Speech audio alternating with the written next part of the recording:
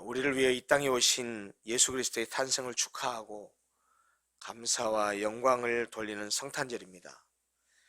그리스도의 탄생을 기념하고 축하와 감사의 예배를 드리는 오늘, 설교의 제목처럼 그의 이름 예수 임마누엘, 이 설교의 제목처럼 본문에 나오는 그 이름 두 가지를 통해서 성탄절의 의미를 되짚어 보려고 합니다. 본문은 처녀인 마리아를 통해서 예수님이 어떻게 해서 하나님의 아들로, 인류의 구원자로 출생하시게 됐는지를 말해주고 있습니다.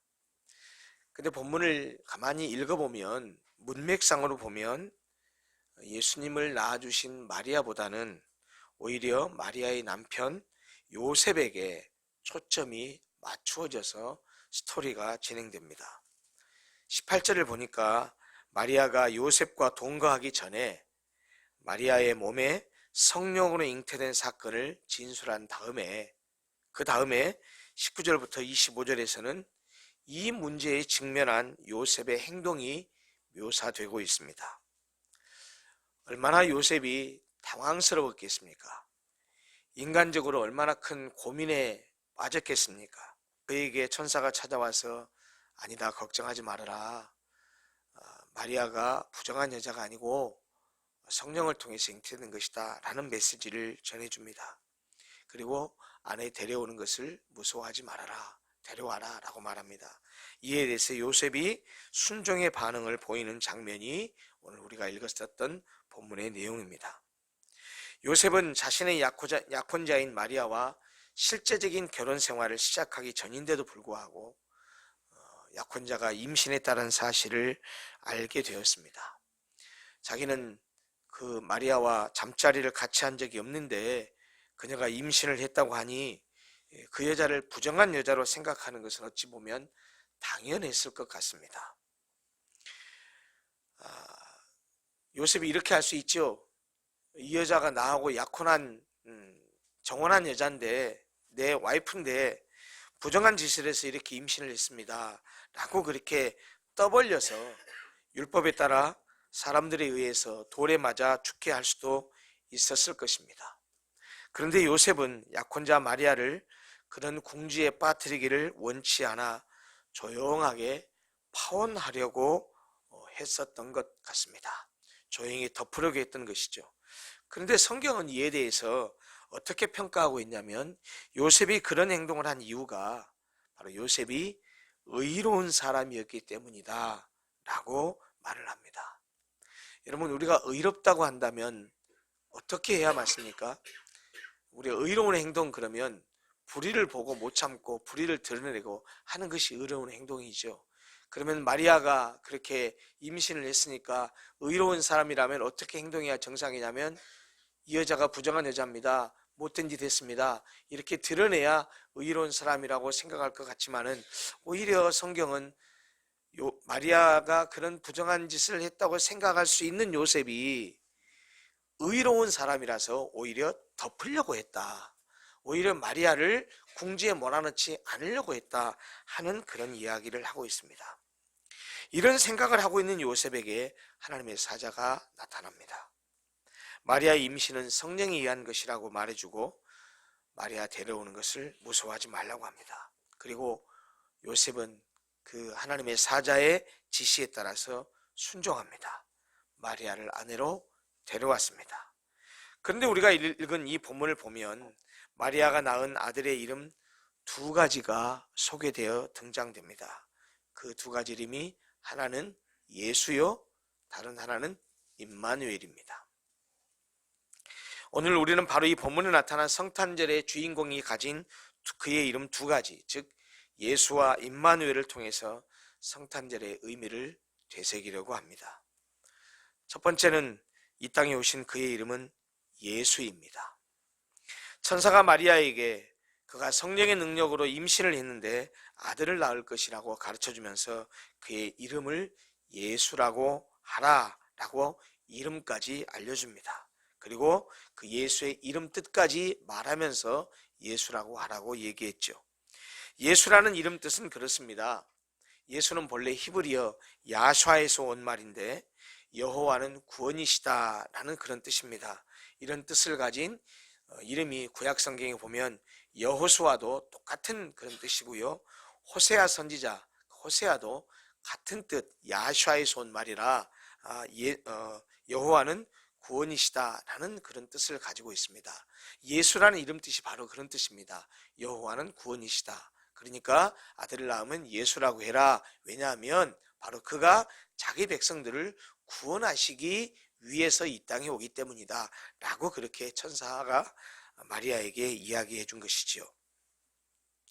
그렇습니다. 예수님의 이름 뜻대로 예수님은 자기 백성을 그들의 죄에서 구원하기 위해서 오셨습니다.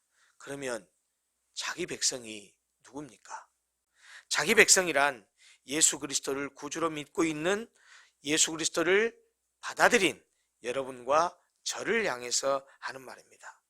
자기 백성을 그들의 죄에서 구원할 자라는 말 속에는 우리가 죄 가운데 있었던 자였음을 전제하고 하는 말입니다. 예수님이 이 땅에 오신 이유는 바로 죄 가운데 있었던 우리들을 건지시기 위해서라는 말입니다. 말씀 한마디로 천지를 창조했던 그분이 하늘의 보좌 영광을 다 버리시고 우리와 똑같은 인간이 되어서 그것도 낮고 천한 말구유에 오셔서 말밥통인 그 말구유에 누이셨던 이유는 바로 저와 여러분들을 죄에서 구원하기 위함이라고 성경이 말씀하십니다. 그래서 성경은 여러 곳에서 이 본문뿐만 아니고 여러 곳에서 예수께서 그의 피로써 인류의 죄를 구속하기 위해서 이 땅에 오셨다라고 여러 군데에서도 그렇게 말씀을 하고 계십니다. 본문의 기록자인 마태는 마태복음의 다른 곳에서 지금 예수님의 탄생을 기록하고 있는 이 마태복음 1장 외에도 다른 곳에서도 예수님이 이 땅에 오신 이유를 여러 군데에서 밝히고 있습니다. 마태복음 9장 12절과 13절을 보면 이렇게 말씀하십니다. 예수께서 들으시고 이르시되 건강한 자에게는 의사가 쓸데없고 병든 자에게라야 쓸데 있느니라. 너희는 가서 내가 긍휼을 원하고 제사를 원하지 아니하노라 하신 뜻이 무엇인지 배우라. 나는 의인을 부르러 온 것이 아니요 죄인을 부르러 왔노라 하시니라.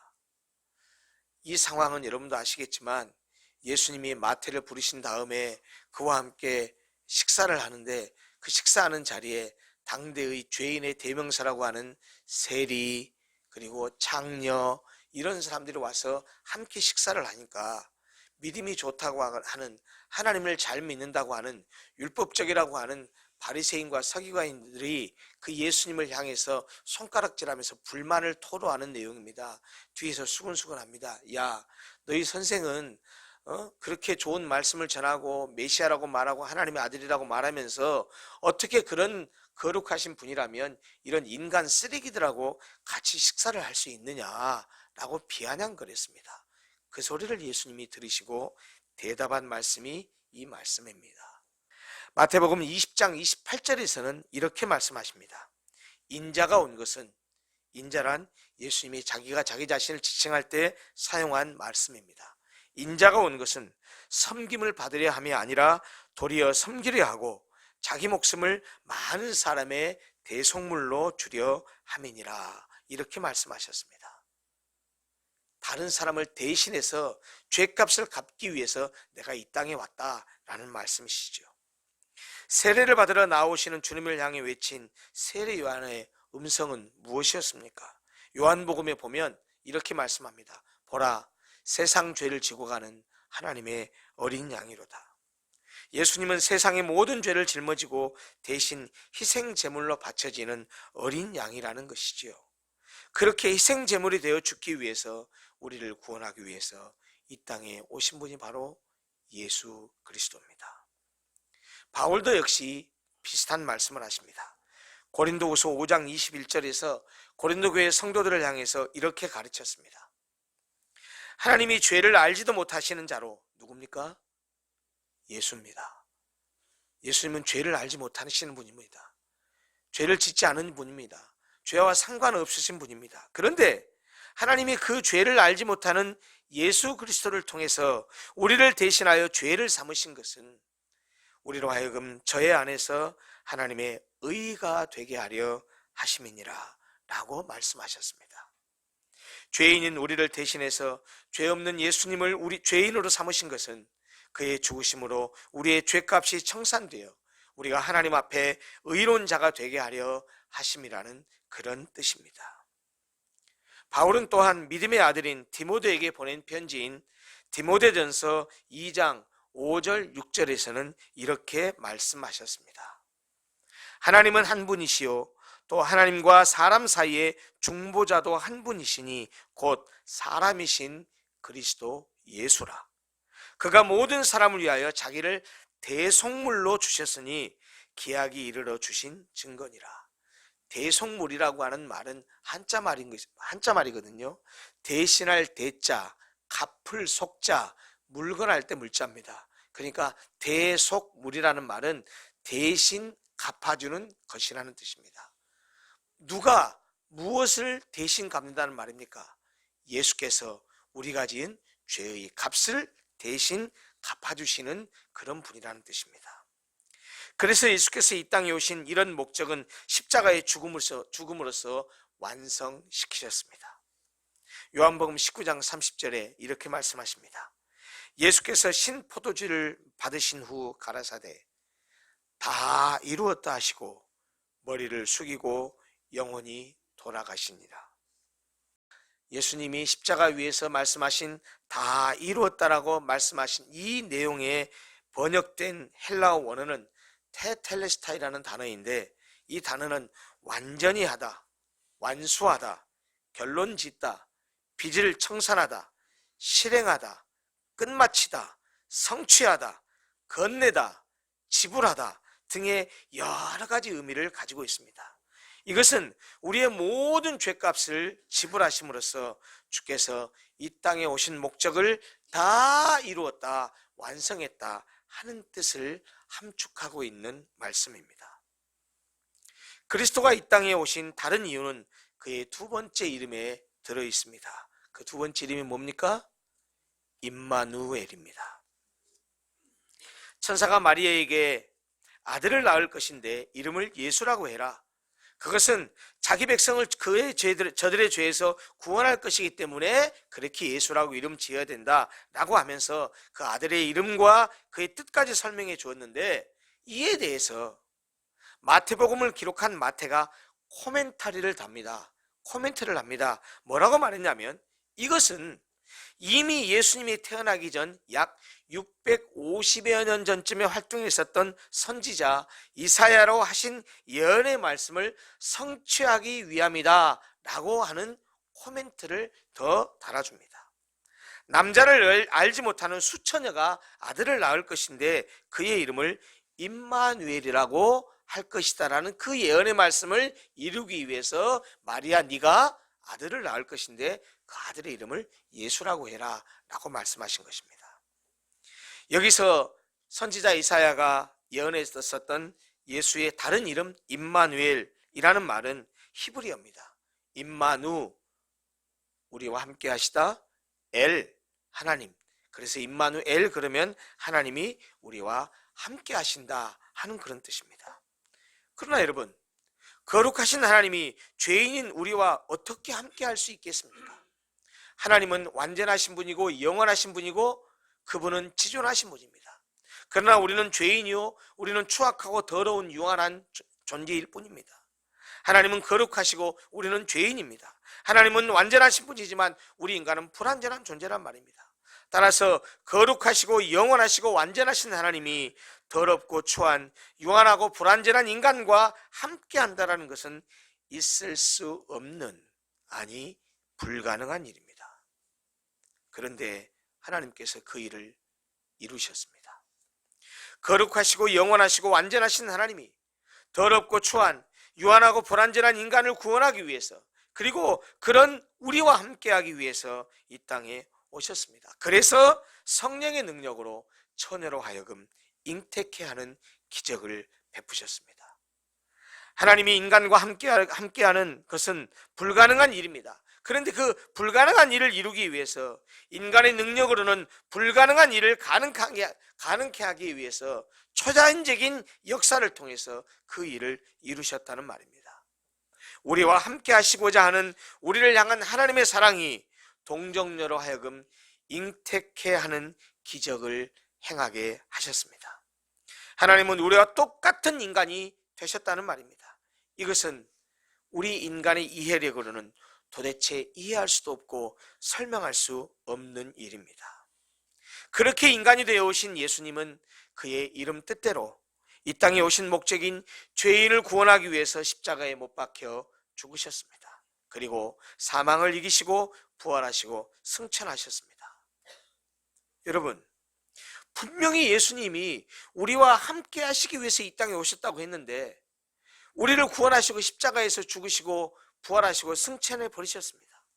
우리를 구원하기 위해서 십자가에 죽으셔서 우리의 죄값을 갚아주신 것은 알겠는데, 예수의 이름 뜻대로 그렇게 구원을 완성하신 것은 알겠는데, 그렇게 죽고 부활하신 후에 하늘로 올라가 버리시면 우리와 함께 하시겠다라고 하는 것은 도대체 어떻게 되는 것입니까?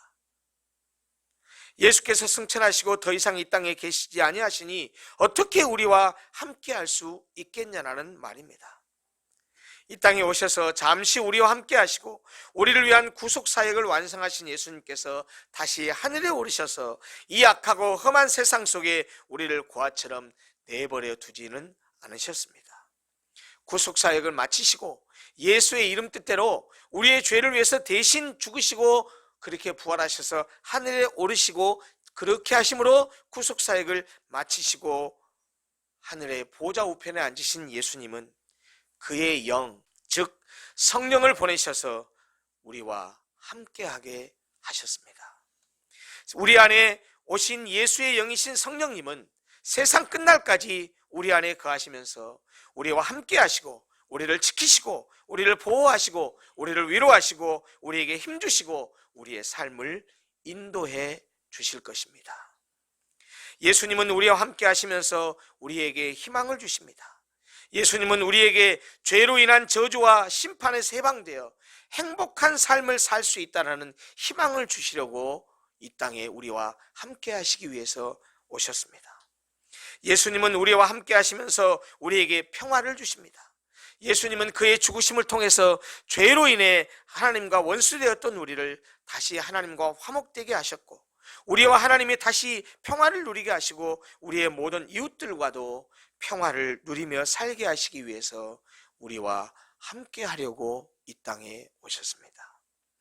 예수님은 또한 우리와 함께 하시면서 우리에게 기쁨을 주시려고 오셨습니다. 예수님은 우리가 우리의 현실만을 바라보면 한숨만 나오고 즐겁거나 기쁠 일이 전혀 없는 우리의 그런 참된 친구요, 보호자요, 위로자요, 인도자가 되어주셔서 우리로 하여금 기쁨을 누리게 하시기 위해서 이 땅에 오셨습니다. 여러분 가운데는 아무 걱정 없이 사시는 그런 분도 계시지만 당장 끼니를 때우기 위해서, 먹고 살기 위해서 힘든 일을 하셔야 되는 분들도 계십니다. 하나님께서 바로 그런 우리들과 함께 하시기 위해서 우리에게 희망을 갖고 소망을 갖고 언젠가는 하나님께서 우리에게 은혜를 베푸셔서 우리가 하나님을 찬송하고 노래하면서 기쁘고 평안한 삶을 누리도록 하게 하기 위해서, 그 어려운 가운데서도 우리를 도우시고 위로하시기 위해서 우리 곁에 오셨다는 말씀입니다. 예수님은 우리와 함께 하시면서 우리에게 사랑을 주시기 위해서 이 땅에 오셨습니다. 탐욕으로 인해서 모든 사람을 원수로 여기며 짓밟고 오리려는 우리에게 십자가의 사랑을 보여주심으로써 우리에게 배려와 사랑을 가르치시고 또 실제로 그런 사랑을 베풀어 주셨습니다. 사랑하는 성도 여러분, 예수님이 이 땅에 오신 이유가 무엇입니까? 첫째는 우리를 죄에서 구원하시기 위함이요, 둘째는 우리와 함께 하시기 위함입니다. 그래서 우리에게 희망과 평화와 기쁨과 사랑을 주십니다. 바로 이것이 예수께서 이 땅에 오신 이유요, 바로 이것을 위해서 오신 예수님의 탄생을 축하하며 기뻐하고 기념하는 날이 바로 성탄절입니다. 예수의 나심은 우리의 영혼을 죄로부터 해방시키고자 하시는 하나님의 말할 수 없는 사랑의 징표입니다. 그것은 지상 최대의 사건입니다. 더 이상 큰 사건이 있을 수 없습니다. 인류에게 주어진 지상 최고의 선물입니다.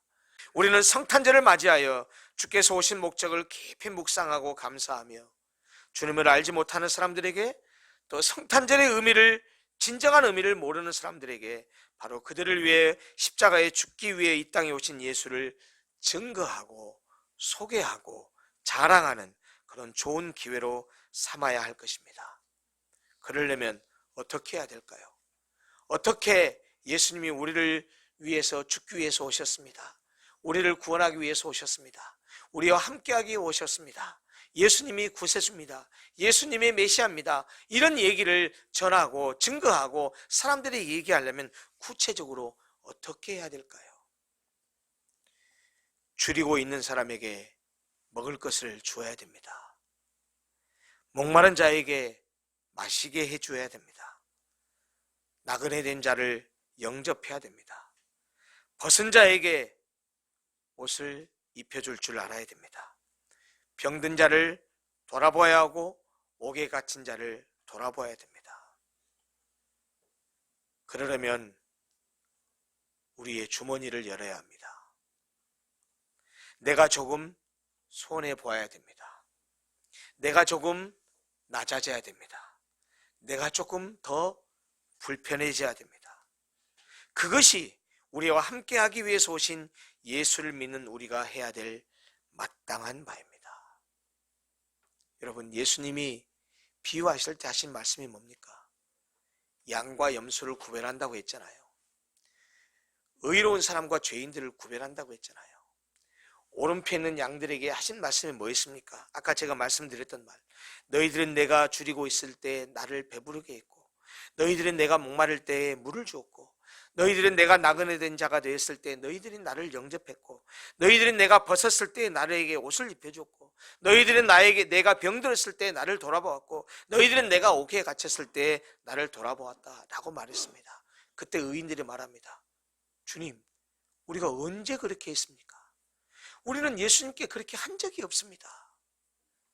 예수님 말씀이 뭐였습니까? 지극히 작은 자에게 한 것이 바로 나에게 한 것이다. 여러분, 우리가 예수를 믿는다고 말하고 예수님은 우리를 구원하러 오셨습니다. 사랑의 왕으로 오셨습니다. 우리와 함께하기 위해서 오셨습니다. 말만 무성하게 말하고 지갑을 열 줄 모르고 낮아질 줄 모르고 남을 섬길 줄 모르고 힘들어하는 사람 어깨 두들겨줄 줄 모르고 당장 떼거리가 없어서 먹을 수 없는 사람에게 내가 그 사람에게 한 끼 밥을 사줄 줄 모른다고 한다면, 아무리 우리가 예수의 사랑을 얘기하고 아무리 우리가 예수님의 거룩하심을 얘기해도 너나 잘 믿어라, 아마 세상 사람들은 우리를 그렇게 얘기할 것입니다. 오늘 죄에서 우리를 구원하기 위해서, 죄에서 우리를 자유롭게 하시기 위해서 이 땅에 오신 예수님, 우리를 죄에서 건져내기 위해서, 우리를 죄에서 구원하기 위해서 이 땅에 오신 예수님, 그 예수님으로 인해서 기뻐하시는 크리스마스가 되었으면 좋겠는데, 우리도 우리에게 잘못한 사람들을 용서하고 용납하는 그런 성탄절이 됐으면 좋겠습니다. 또한 이 험하고 고통스러운 인생길을 걸어갈 때에 우리를 치료하고 우리를 위로하시고 우리에게 힘주시기 위해서 우리와 함께 하시려고 이 땅에 오신 예수님으로 인해서 기뻐하고 즐거워하는 그런 성탄절이 됐으면 좋겠습니다. 그리고 우리도 그 예수님처럼 헐벗고 굶주리고 외롭고 의지할 것 없는 사람들과 함께 했으면 좋겠습니다. 그들을 위해서 내가 지갑을 열어서 좀 도와주고, 그들을 위해서 내가 좀 손에 좀 봐주고, 나보다 약한 사람을 위해서 내가 좀 낮아지고, 그러면서 주님이 우리를 위해서 저 하늘 보좌 영광을 버리시고 이 땅에 오셔서 낮은 마국간에 오셔서 우리와 함께 하시고 우리의 죄를 용서하시기 위해서 오신 그 그리스도를 환영하고 기뻐하고 따라가는, 그리고 그 그리스도를 믿는다라고 하는 우리가 살아야 할 가장 기본적인 삶의 원리요, 원칙이요, 기본이라는 사실을 다시 한번 이 성탄절에 명심하시고 우리 이웃을 돌아보고 주변을 돌아보면서 용서하지 못한 사람, 꼴도 보기 싫은 사람 마음을 열고 좀 용서하시고, 그리고 주변에 돌아봤을 때 힘들어하는 사람이 있으면 도움의 손길을 펼쳐서 그에게 좀 도와주고 그를 좀 섬겨주고 하는 그런 복된 성탄절이 됐으면 좋겠습니다. 메리 크리스마스. 기도하겠습니다.